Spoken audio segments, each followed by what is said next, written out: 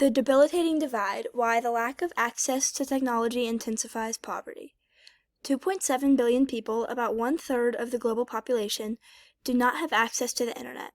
This statistic shows that a very large portion of the world is living very differently. No phones, computers, or Wi-Fi. The split between those with and without internet communication technology, ICT, is commonly known as the digital divide, a gap that continues to increase as the global economy becomes more and more reliant on new technology. For someone to truly be able to use the internet, they need three things: internet connection, a device that can connect to the internet, and the literacy with which to use the device and connection correctly and effectively. Internet connection means that an individual or household has some sort of connection from their home and or workplace. To be able to harness this connection, they also need to own or be able to access a computer, phone, tablet, or any product that can get online. Lastly, both of these two necessities are rendered useless if the individual does not know how to work the internet. This harnesses key ideas about the capabilities approach, because even though an individual might have access to a good, they are not capable of using it, and therefore they might as well not have the good at all. Without realizing it, many people have had some sort of informal training on how to use the internet effectively and find the things needed. For people who don't have anyone around them who knows, it can be confusing and impossible to make use out of their devices. If an individual is lacking in one of these three areas, they are unable to benefit from the spoils of internet connection. The digital divide is the most important poverty-related issue that is becoming increasingly deep as a result of modern technological innovations. We should understand and address it because of the widening social disparities, loss of economic opportunities for people in poverty, and barriers to education that the digital divide creates. The digital divide needs to be addressed because of the social opportunities that can be gained by having access online. Digital technology has created a new world of social interaction via social media.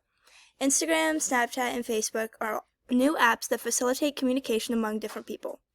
While some may argue that finding communities in the real world is available to everyone wherever you go, it is important to note that many people suffer from time poverty or aren't able to meet up with a group of people face-to-face for a multitude of reasons. It is increasingly important to have people to communicate with while not actually with each other. People in poverty can feel lonely when they find themselves in a situation that they can't get out of alone, or when they feel like nobody else can relate to their situation. Finding support systems is a way for individuals to vent, feel supported, and learn ways to help themselves become more successful. Without internet, it is easy to feel withdrawn from society, and it can be hard to integrate into the community. This necessity became more obvious in the midst of COVID-19, where individuals weren't able to interact with anyone except for immediate family, if that. As Kiara Taylor mentions in her article about the digital divide, the COVID-19 pandemic has brought into sharp focus the isolation that people without internet access or skills can quickly experience. Communicating with loved ones over Zoom, booking vaccine appointments, and working remotely were nearly impossible for those many people and families who couldn't get connection to the internet. Many people could have gone months without any contact or knowledge about what was going on in the outside world, if their loved ones were safe, and when this pandemic might be over. This specific burden would be far minimized for the most poor people if they did have access to technology. It would make the worst better off, and it would create a net good for families in poor communities because of the various benefits of communicating with each other and with the world. The digital divide also creates social problems because of the ways it increases the gender gap. Across the world, 327 million less women own a smartphone and can access the internet connection than men.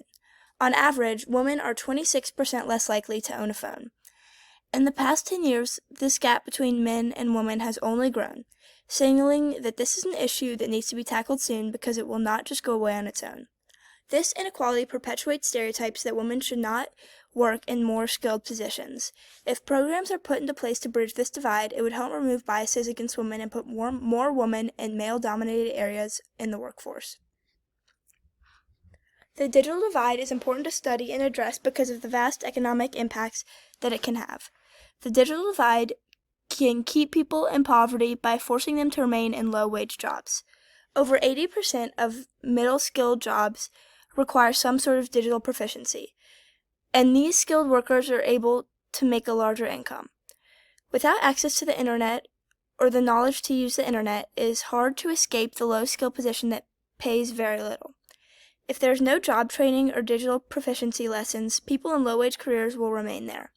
With the low income that is given to them, it is likely they won't have the money or resources to become technologically proficient or to buy a device.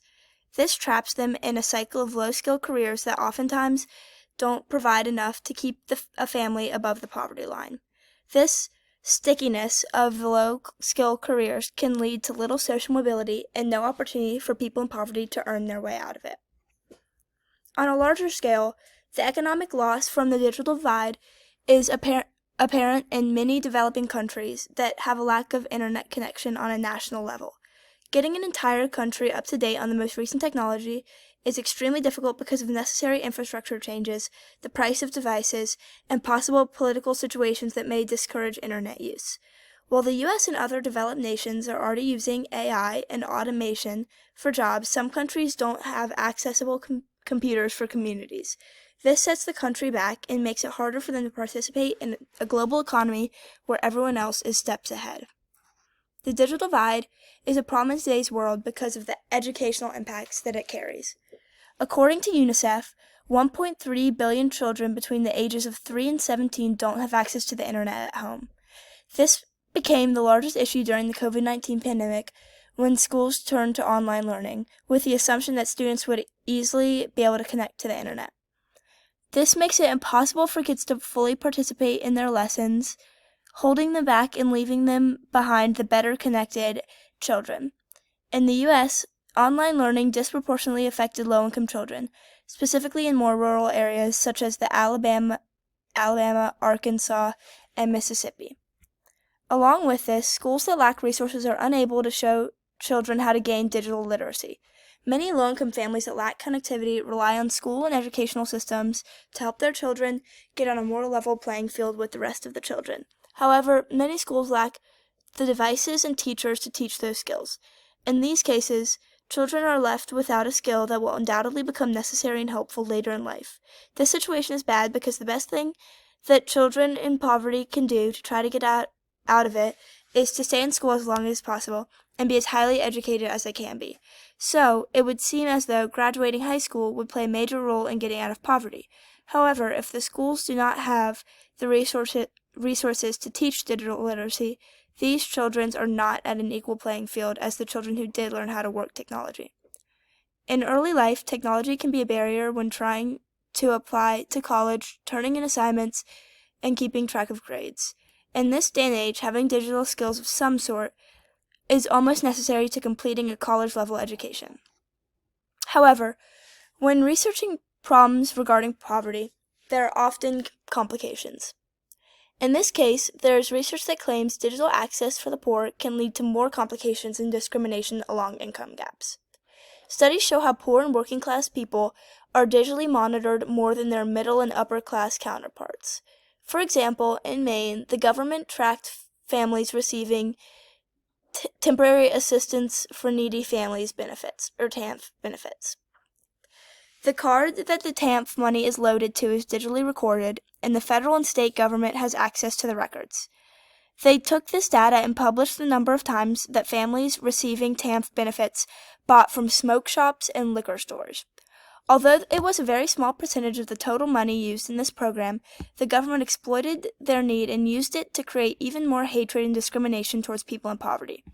Knowing this research, who's not to say that giving people all over the world devices and internet connection wouldn't stratify them even more from their own society?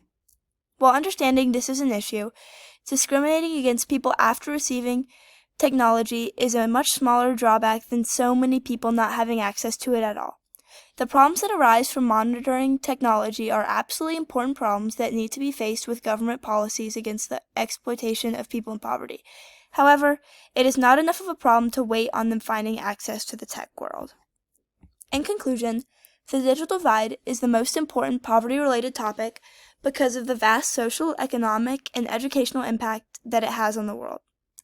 Recently, more people have looked into this problem and come up with possible solutions. Beginning in 2021, the term internet poverty has been used to describe those spending over 10% of their income on a low quantity and quality of internet. This new definition solidifies the fact that the digital divide is an important enough issue to be measured with actual metrics. Like the OPM and the SPM, the Internet Poverty Measurement has a threshold and resources that compose the study. Additionally, in the UK, the National Data Bank has recognized this inequality and paired up with a few other charities to help people with limited access to technology. Through their program, it is possible for low-income adults to receive free SIM cards and digital training. This program is so helpful because it allows people to have access to their own private information while using public devices, as well as gaining knowledge on how to use technology. While many people argue that you need your own phone or laptop to have access to the internet, the National Data Bank argues that people only need their own SIM card. This attempts to solve the problem more resource efficiently in a way that is politically feasible for the United Kingdom. This is one of the many ways people are trying to solve the digital divide. While nothing is perfect, continued efforts and trials can ensure a more accessible tech world for people in poverty.